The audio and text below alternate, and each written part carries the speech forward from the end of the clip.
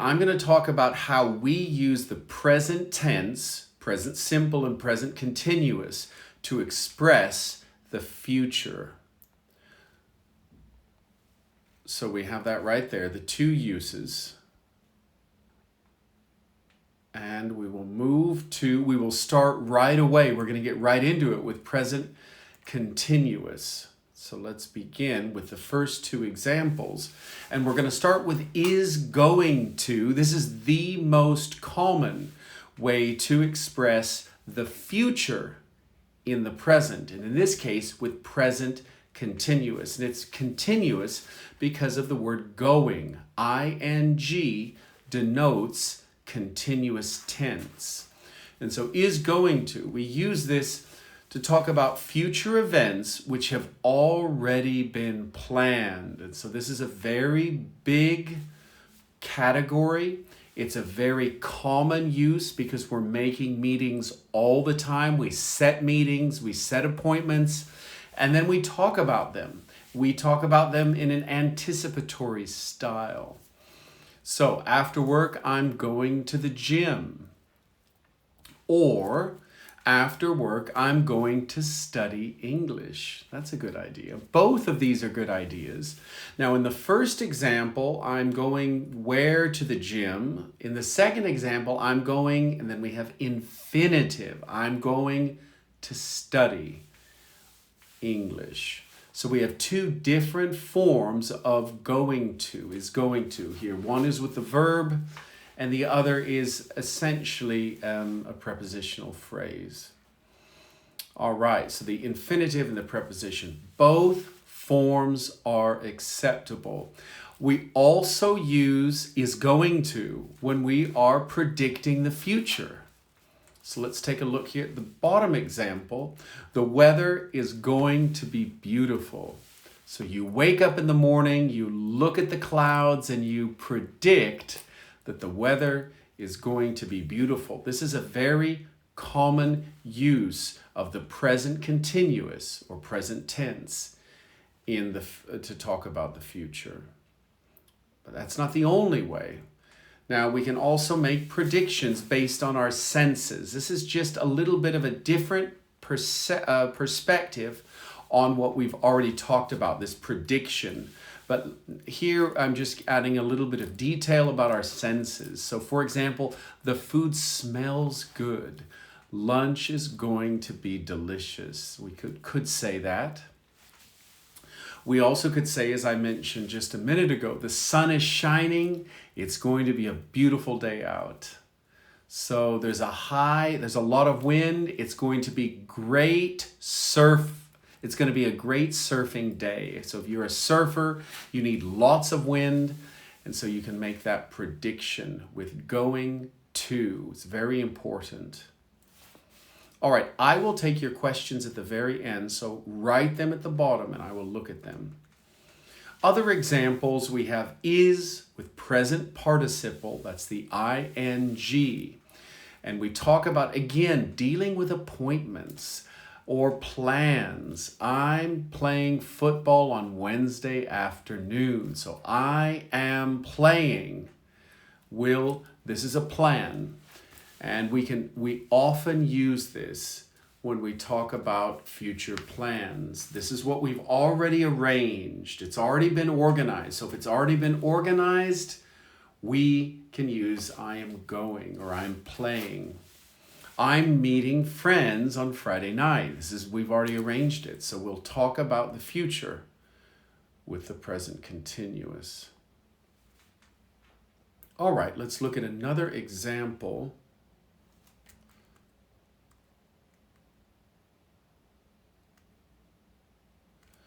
Here we have asking questions. Now we haven't looked at questions, but you can ask questions that implicate the future. What are you doing on Saturday afternoon? This is a lot more natural than what will you do. By the way, I will talk about will in the future tense next week. So hold your questions on will, and I'll make a comparison next week with them. But we normally say, what are you doing or what are you planning for Saturday? What time are you leaving tomorrow? Again, we use the present continuous in the question form to talk about the future. This is the most natural expression we could use. When will you leave tomorrow? It's possible, but not as common and not as natural, I suppose. Not as common, I would say. Now let's make just a brief comparison. We have present continuous and present simple. What time are you leaving tomorrow? What time does your train leave tomorrow? Now this is interesting. So we have two uses here, the present continuous and the present simple, and both are common expressions. When are you leaving tomorrow? What time does your train leave tomorrow? Both are fine. Both can be used and both discuss the future. So let's look at present simple. We've looked at present continuous. Let's briefly look at present simple.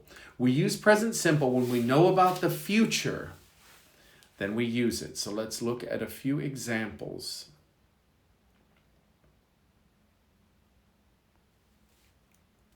For fixed times in the future. So normally with programs and timetables. So for example, the concert begins, the concert begins at, not starts at. You can use begins at or starts at. You can use both. The concert begins at or starts at 8 p.m. So we have two options there, but the point is they're both present simple.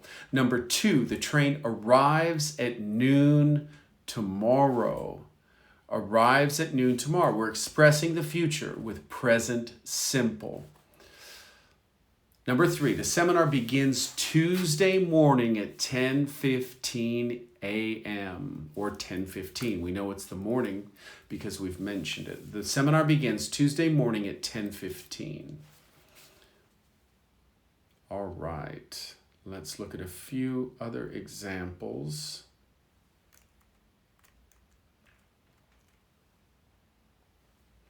Here we have more meetings and timetables just to give you some more examples so that you can see present simple. Use the flight is at 9 this evening, so in a few hours. Hurry up, the game starts at 3. We're going to be late. So if you notice, when we use present simple, it's often about the future. It's often near future. It's not distant future, but it's near future. Today or tomorrow is the most common use of present simple with the future. The meeting is in the boardroom. It begins at 10. So I could say that if it's 8 in the morning. All right. I also could say it the day before. The meeting is in the boardroom. It begins tomorrow at 10. So this near future is very appropriate to use present simple. And it's very common. Very, very common. And more, in fact, more common than to use the future, I would say. Now, the future in time clauses and if clauses. So here we go. Time clauses and if clauses will use present tense to talk about the future. Now, some of these you'll know because if you know conditional, but let's take a look at a few of these. So when we use when, after, until, we can use a present tense form to talk about the future. So let's look. I'll come home. So that's future. I will come home when I finish work. Not when I will finish work. When I finish work. So it's a present simple, but we are discussing the future because you haven't finished work yet. You will finish it. I'll come home when I finish work. Not when I will finish, but when I finish work. You must wait here until your father comes. So until is another key word. Until your father comes. He will come soon, but he hasn't arrived yet. And finally, they are coming after they've had dinner. So they will come, they are coming after they eat dinner. All right, and I think I have one more set of examples here with if. And we're going to have a pretty short meeting today, but hopefully very helpful. Nope, that's not it.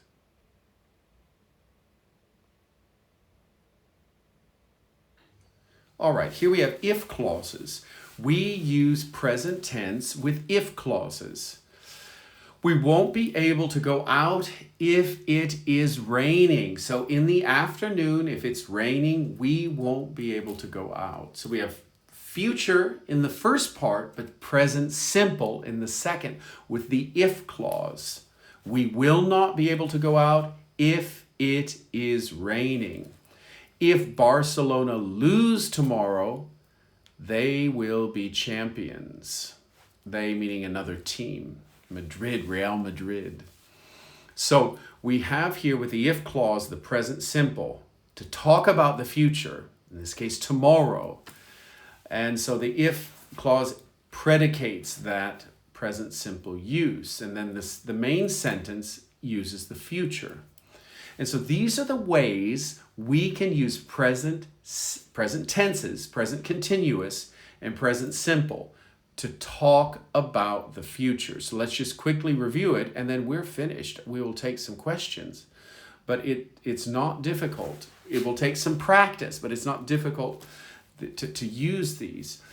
We use present tense for planned events, predictions, especially with our senses, and if type clauses, when, after, until, and if, are all used in conjunction with present tense.